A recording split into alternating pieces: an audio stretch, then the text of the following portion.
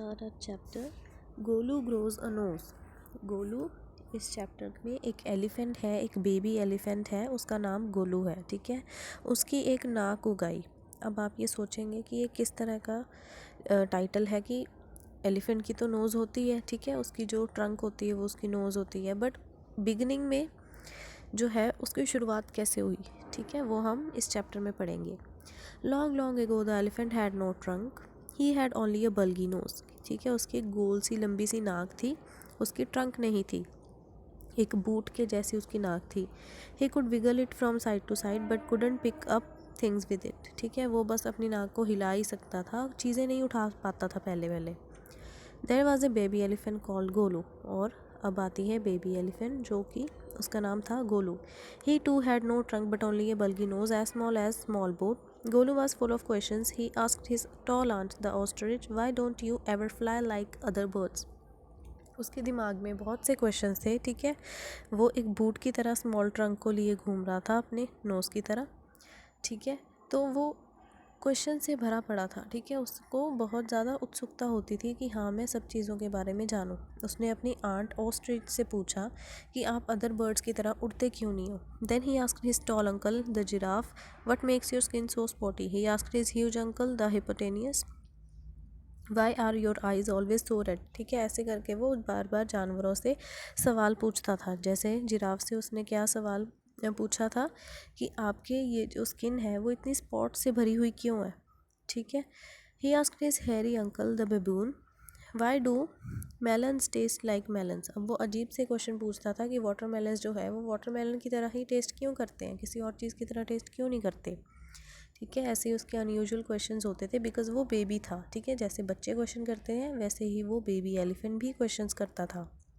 The ostrich, the giraffe, the hippopotamus and the baboon had no answers to Golu's question. ठीक है, as usual उन सभी जानवरों के पास उसके ऐसे अनयूजुअल क्वेश्चंस के लिए जवाब नहीं होते थे।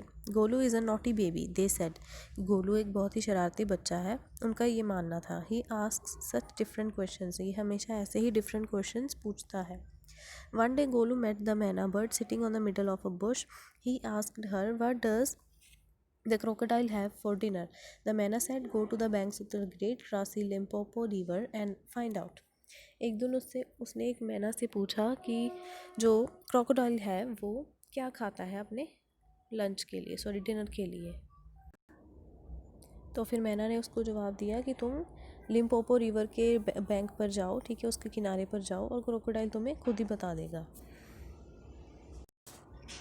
अब गोलू ने क्या किया, Golu went home. He took 100 sugar canes, 50 dozen bananas and 25 melons. उसने इतना सारा ढेर सारा खाना इकट्ठा किया और वो कहाँ चला गया, क्रोकोडाइल के पास चला गया। Then he said to his family, goodbye, I am going to the great grassy Limpopo river, I will find out what the crocodile has for dinner. कि मैं ये ढूंढने जा रहा हूँ कि क्रोकोडाइल अपने डिनर के लिए क्या लेता है। He had never seen a crocodile and didn't know what one looked like. उसने पहले कभी भी किसी क्रोकोडाइल को देखा नहीं था और वो जानता नहीं था कि वो किस तरह का दिखता है। He met a python and asked him, python होता है एक स्नेक, अजगर। ठीक है, और उससे पूछा, have you ever seen a crocodile, क्या तुमने कभी क्रोकोडाइल को देखा है। What does he look like, वो किस तरीके से दिखता है। What does he have for dinner, कि उसको डिनर में क्या पसंद है। The python uncoiled himself from the branch of the tree and said nothing. Golu politely helped him to coil around the branch again and said goodbye to him. तो गोलू ने उसको coil करने के लिए हेल्प की, ठीक है, उसकी हेल्प की, बट उसने जवाब कोई नहीं दिया पाइथन ने क्रोकोडाइल को। Okay, Golu moved on eating sugar canes, bananas and melons. After a few days he reached the very edge of the great grassy Limpopo river. On the bank of the river he saw a log of would, और वहाँ जाकर उसने क्या देखा, अपने सारे सामान के साथ वहाँ गया, उसने एक बहुत ही बड़े सी लकड़ी का टुकड़ा देखा। It was really the crocodile who winked at him. Excuse me said Golu, have you ever seen a crocodile. अब वो लकड़ी का टुकड़ा जो है वो लकड़ी का टुकड़ा नहीं था बल्कि वो क्रोकोडाइल ही था। ठीक है, क्रोकोडाइल उसकी तरफ देख रहा था। The crocodile winked again and lifted half of its tail out of the mud. Come here little one, said the crocodile, why do you ask such questions? अब उसने पूछा कि आपने कभी क्रोकोडाइल को देखा है। तो क्रोकोडाइल ने उससे ये सवाल पूछा कि तुम ऐसे सवाल क्यों पूछ रहे हो। आई वॉन्ट टू नो, उसने बोला कि मैं जानना चाहता हूँ। कम क्लोज लिटिल वन, कि तुम प्यारे से बच्चे मेरे पास आओ। I am the crocodile and he shed crocodile tears to show it was quite true. और crocodile ने अपने आंसू गिरा के उसकी बात को जस्टिफाई कर दिया कि हाँ मैं ही एक crocodile हूँ। गोलू डर गया but he sat down on the bank and said, "You are the very person I am looking for. Please tell me what you have for dinner." उसने उसको वही सवाल पूछा कि मैं आपको कितने ही दिनों से ढूंढ रहा हूँ और पूछना चाहता हूँ कि आप डिनर के लिए क्या लेंगे। Golu put his head close to the crocodile's snout and crocodile caught him by the nose. "I think," said the crocodile, "today a baby elephant will be my dinner." अब crocodile ने क्या किया कि उसको उसकी ट्रंक से पकड़कर खींच लिया अपनी तरफ मड में, ठीक है, और उसको बोला कि आज शायद मैं डिनर में एक एलिफेंट को खाऊंगा, ठीक है। "Let me go, you are hurting me, Mr. Crocodile," screamed Golu. अब वो कह रहा है कि मुझे दर्द हो रहा है कि आप मुझे मत खींचिए। The python, who had been quite following Golu, came to the bank and said, "If you do not pull as hard as you can, the crocodile will drag you into the stream." अब उसकी मदद किसने की? एक अजगर ने उसकी help की। कैसे की? उसने उसको बताया कि तुम इतना ज़ोर से पुल करो कि क्रोकोडाइल जो है वो पानी से बाहर आ जाए और तुम्हें वो छोड़ दे। Golu sat back on his little haunches and pulled and pulled. The crocodile slipped into the water, making it all creamy with great sweeps of his tail, and he also pulled and pulled. अब वो हाथी जो है अपने पूरे ज़ोर से उसको खींच रहा है क्रोकोडाइल को, ठीक है, अपनी तरफ, ताकि वो अपनी नोज़ जो है उससे बचा सके। Then the python coiled himself around Golu's stomach and said, "Let's pull harder." Golu dug in all his four legs in the mud and pulled. The nose kept on stretching.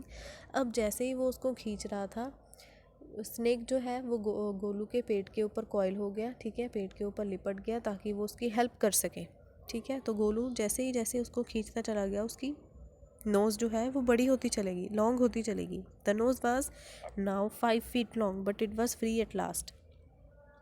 But क्या हुआ, उसकी nose जो है वो 5 feet लंबी हो गई और वो अंत में क्या हो गया, छूट गया उससे, ठीक है, उसके चंगुल से छूट गया। Golu sat down with his nose wrapped up in a big banana leaf and hung it in the great grassy Limpopo river to cool. Golu sat there for 2 days waiting for his nose to cool and to shrink. Golu को लगा कि मेरी nose खींच खींच के लंबी हो गई है। उसने वहाँ पर 2 दिन वेट भी किया ताकि ये श्रिंक हो जाए। It grew cool but didn't shrink. वो ठंडी हो गई बट वो श्रिंक नहीं हुई, अपने नॉर्मल साइज़ में नहीं वापस आई। At the end of the second day a fly came and stung Golu on the shoulder. Golu lifted his long nose and with it hit the fly dead. अब क्या हुआ, एक दिन गोलू को मतलब अपनी नोज़ से नफ़रत थी कि ये इतनी लंबी कैसे हो गई है। अब नोज़ उसको अच्छी कैसे लगने लगी, एक बार ना उसको एक फ़्लाई ने कट कर दिया आके, ठीक है। तो गोलू ने क्या किया, अपनी लंबी सारी नोज़ से ना उस फ्लाई को दूर धकेल दिया, उसको मार दिया फ्लाई को, ठीक है। तो फिर एडवांटेज नंबर 1 हिज्ड द पैथन। अब पैथन ने उसको समझाया कि देखो कि ये तुम्हारी नोज़ की पहली एडवांटेज है कि तुम्हारे पास ये छोटे मोटे इंसेक्ट्स नहीं आ सकते। Golu put out his trunk and plugged a large bundle of grass. अब गोलू की सेकेंड एडवांटेज क्या थी नोज़ की, कि उसने ग्रास का बंडल जो है वो 1 सेकेंड में ही प्लग कर लिया, ठीक है, बिकॉज उसमें पावर बहुत ज़्यादा थी। Advantage number 2 his the Python, कि ये एडवांटेज नंबर 2 है कि तुम जो है वो बहुत सी चीज़ों को इसके साथ इसकी हेल्प से उठा सकते हो, ठीक है।